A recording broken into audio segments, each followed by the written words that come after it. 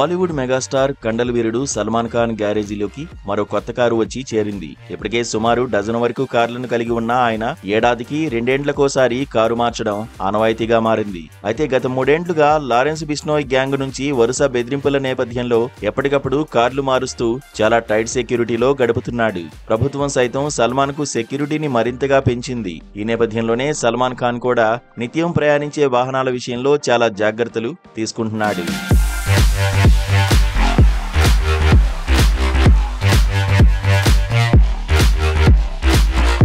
అయితే ఈ క్రమంలోనే గత సంవత్సరమే 2 భారీ లగ్జరీ కార్లను కొన్న సల్మాన్ ఖాన్ ఇంకా బండిలో సరిగ్గా 1000-2000 కిలోమీటర్లు తిరగకముందే అత్యాధునిక సౌకర్యాలతో కూడిన మరో లగ్జరీ కారును కొనుగోలు చేయడం ఇప్పుడు బాలీవుడ్ లో హాట్ టాపిక్ గా మారింది.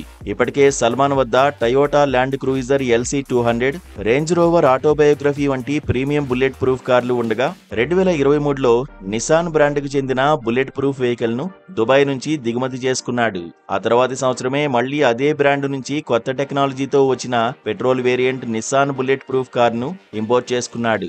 ఇదిలా ఉండగా మళ్లీ ఇప్పుడు ఏడాది గడవకు ముందే Mercedes Maybach GLS 600 high end car ను ఫారిన్ కంట్రీ నుంచి తెప్పించి అందులోనే రాకపోకలు సాగిస్తున్నాడు. గత కారు మాదిరిగానే ఇందులోనూ బ్లాస్టింగ్ వార్నింగ్స్ తో పాటు పాయింట్ బ్లాంక్ బుల్లెట్ షాట్లను తట్టుకునేలా మందపాటి గాజు షీల్డ్లు ఉంటాయట.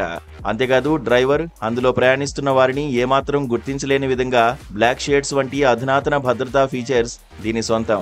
అదేవిధంగా 5.6 లీటర్ V8 పెట్రోల్ ఇంజిన్ తో పాటు automatic gear box 4 wheel drive system కూడా ఈ లేటెస్ట్ కారులో ఉంది.